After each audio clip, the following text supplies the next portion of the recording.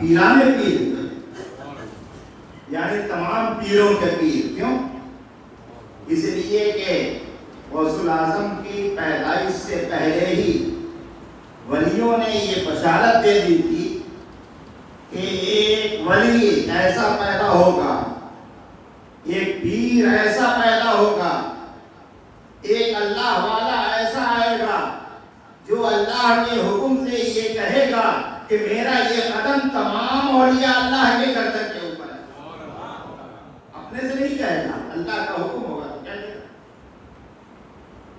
تو جو لوگ اولیاء کرام، جن اولیاء کرام کو پہلے سے کشف ہوا، معلوم ہوا،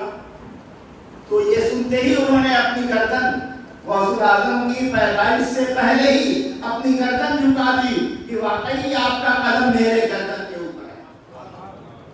بلکہ بعض لوگوں نے تو یہ تک کہا کہ اے عبد القادر جیلانی، آپ کا قدم میرے گردن ہی پہ نہیں بلکہ ہم آپ کے قدم کو اپنے سر، اپنے آنکھوں پہ تسلیم کرتے ہیں۔ دنیا میں کوئی بھی غوث الاعظم کی تشریف آوری کے بعد سے لے کر کے اب تک اور ابھی سے لے کر کے قیامت تک کوئی بھی شخص اس وقت تک اس کی ولایت کی تکمیل نہیں ہوتی ہے جب تک کہ روحانی طور پہ غوث الاعظم اس کے گردن پہ اپنا قدم نہ رکھ لیں۔ آج بھی یہ ہوتا ہے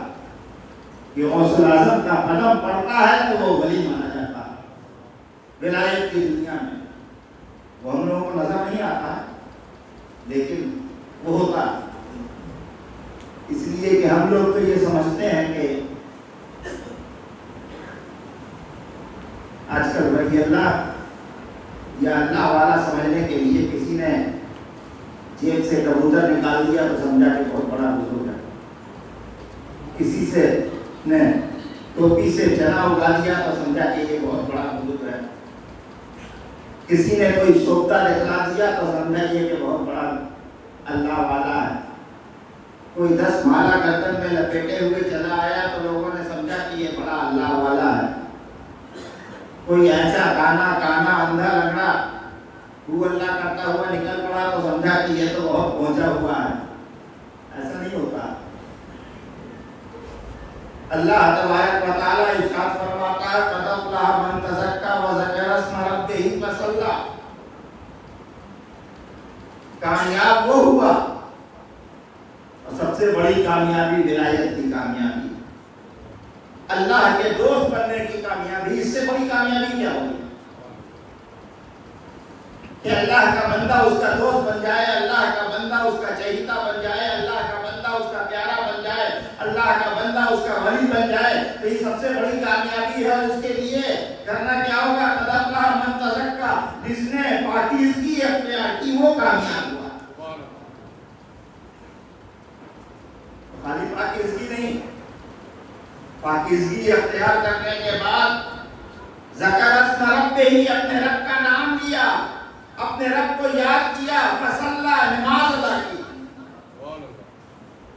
بغیر نماز پڑھے ہوئے کوئی ولی ہو ہی نہیں سکتا، چاہے وہ ہوا میں بھی اڑ کے دکھلا دے، پانی پہ چل کے دکھلا دے، اگر وہ تارک الصلاۃ ہے، تارک الصوم ہے، اللہ اور اس کے رسول کی اطاعت اور فرما برداری نہیں کرتا ہے، اللہ کے فرمان کے اوپر نہیں چلتا ہے، قرآن کے احکام کے اوپر نہیں چلتا ہے، رسول کی سنتوں پہ عمل پیرا نہیں ہے، تو وہ چاہے فضا میں بھی اڑے وہ ولی اللہ نہیں ہو سکتا۔ جادوگر ہو سکتا ہے، شعبدہ باز ہو سکتا ہے، لیکن اللہ کا دوست نہیں ہو سکتا۔ اللہ کے دوستوں کو آج معیار یہ ہو گیا کہ جو بڑی بڑی کرامت دکھلاتا ہے وہ بڑا ولی مانا جاتا ہے، اور جو کچھ نہ دکھلائے، صرف اللہ اللہ کرتا رہے، اللہ کو یاد کرتا رہے، دین کی خدمت کرتا رہے دوستوں، یہ تو ایسا ہی ہے۔ ایک مرتبہ حضرت غوث الاعظم شیخ عبد القادر جیلانی، آپ کی کرامتیں بہت مشہور